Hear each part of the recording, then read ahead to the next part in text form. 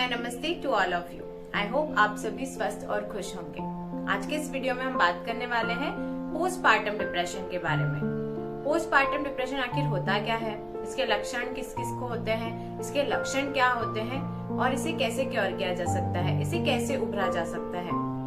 अगर देखा जाए तो पोस्टपार्टम डिप्रेशन एक ऐसा डिप्रेशन है जो प्रत्येक महिला को आफ्टर प्रेगनेंसी होता ही है, आफ्टर डिलीवरी होता ही है।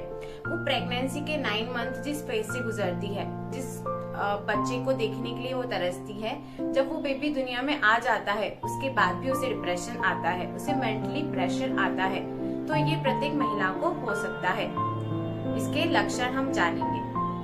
न्यूली मॉम्स जो पहली बार मॉम बनी है, जिन्हें फर्स्ट टाइम जो एक्सपीरियंस हुआ है, उन महिलाओं को ये डिप्रेशन होना आम बात है। लेकिन कई बार बहुत सारी फीमेल्स कभी चिड़चिड़ी होती हैं, कभी गुस्सैली होती हैं, तनावग्रस्त होती हैं, उदास होती हैं, तो इसके सिम्टम्स ये होते हैं। तो वो क्या करती है, ये पोस्टपार्टम डिप्रेशन हो सकता है और ये प्रत्येक महिला को होता है। ये काफी लंबे समय तक चलता है, क्योंकि जैसे जैसे वो धीरे धीरे बेबी को समझने लगती है, उसकी एक्टिविटीज को समझने लगती है, तो वो धीरे धीरे क्योर कर पाती है। तो ऐसी स्थिति में हमें क्या करना चाहिए, हमें प्रत्येक महिला को समझना चाहिए और उन सबके साथ कोऑपरेशन करना चाहिए। पोस्टपार्टम डिप्रेशन आखिर होता क्या है? जो न्यूली मॉम्स होती हैं, जो फर्स्ट टाइम मॉम बनती हैं, तो उन्हें जो बेबी की एक्टिविटीज हैं, क्यों बच्चा रो रहा है, ये सारी चीजें समझ में नहीं आती है। तो ये सारी चीजें उसे तनाव में डाल देती हैं, गुस्से में डाल देती हैं, इरिटेशन में डाल देती हैं कि आखिर ये ऐसा हो क्यों रहा है।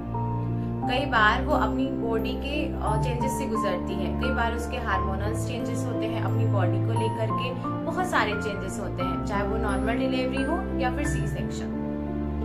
दोनों ही परिस्थितियों में, दोनों ही स्थितियों में एक फीमेल अपनी बॉडी को लेकर शेम फील करती है कि मेरी जो बॉडी है वो प्रेगनेंसी के पहले जैसी कब क्या हो पाएगी या नहीं। तो वो उस स्थिति में क्या होता है, उसे डिप्रेशन, तनावग्रस्त हो जाती है, उदास रहने लगती है।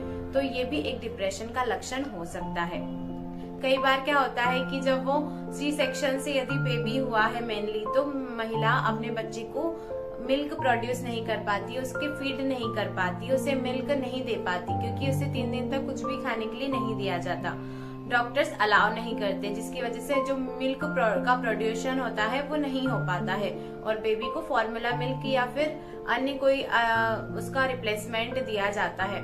तो ऐसी स्थिति में महिला सोचती है कि क्या वो अपने बेबी को फीड कर पाएगी। कई बार बच्चे रोते हैं भूख के कारण, तो उसे बहुत बुरा लगता है कि मैं एक मदर होते हुए भी अपने बेबी को फीड नहीं कर पा रही हूँ। तो इसकी वजह से भी वो काफी टेंशन में होती है, क्योंकि ये चीज मेरे साथ भी घटित हुई है, क्योंकि मेरा जो डिलीवरी हुई है वो सी सेक्शन से हुई है और ये टेंशन मुझे काफी समय तक रहा भी है। लेकिन फिर मिल्क प्रोड्यूशन अच्छा होने लगा और फिर ये डिप्रेशन अपने आप चला जाता है।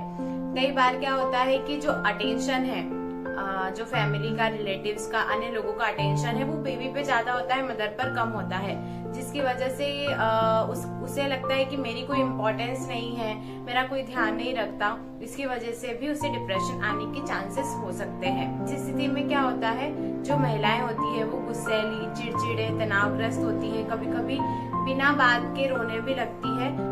तो दूसरे लोगों को क्या करना चाहिए, उनके साथ में कोऑपरेशन बिठाना चाहिए, समझना चाहिए कि अभी इन्होंने बेबी डिलीवर किया है, इनको ये बहुत सारे बॉडी चेंजेस से गुजर रही हैं, इन्हें बहुत सारा मेंटल प्रेशर है, कई हार्मोनल चेंजेस हैं। तो प्रत्येक व्यक्ति को उनके साथ में कोऑपरेशन बिठाकर उनकी मदद करना चाहिए, उन्हें इमोशनल सपोर्ट करना चाहिए, उनकी केयर करके हम इस डिप्रेशन से प्रत्येक महिला को बाहर लाया जा सकता है। तो ये हुई पोस्टपार्टम डिप्रेशन की बात। आगे हम प्रेगनेंसी से रिलेटेड अन्य टॉपिक्स पर भी चर्चा करेंगे। हम मिलेंगे अगले वीडियो में, तब तक खुश रहें और सुरक्षित रहें।